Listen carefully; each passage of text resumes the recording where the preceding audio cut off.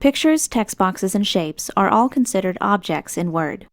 Sometimes you need a little help arranging these objects to get your document to look the way you want. Take these 4 text boxes, for example. Right now, they're all placed kind of randomly on the page, but I'd rather have them lined up in a row. Of course, I could try to line them up manually, or I could get Word to do it for me. The first thing you'll need to do is select the objects you want to align. To select them all at once, just hold Shift on your keyboard while you click. Next, we can navigate to the Format tab and click the Align command.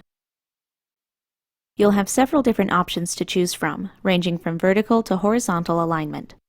You can also choose whether to align the objects to the page, to the margin, or to each other, which is the default setting. This time, I'm going to go with Align Right, and now the objects are aligned to each other along the right edge. There's another thing I'd like to change that can be done just as easily. Notice how the shapes are lined up, but they're not quite evenly spaced? To fix that, go to the Align command again, then choose Distribute Vertically. Perfect! Now that I have these objects arranged the way I want, I'm going to group them so they always stay together.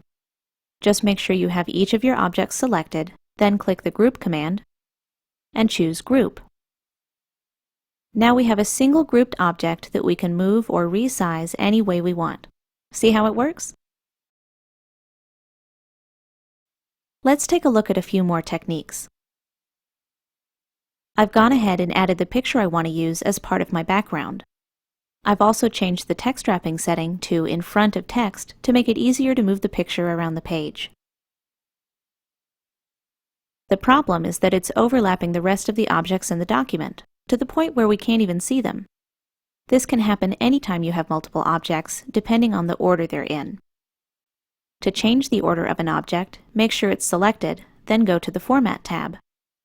You have 2 commands to choose from, Bring Forward or Send Backward, depending on what you need.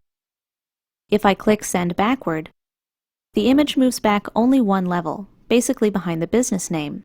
The text boxes on the right are still obscured. If we click the drop-down arrow instead, we can choose Send to Back, and that takes care of it. The last thing I'd like to do is rotate or flip the picture so it appears in reverse. To do this, click the Rotate command, then choose Flip Horizontal. Now we can see the bubbles that were hidden behind the text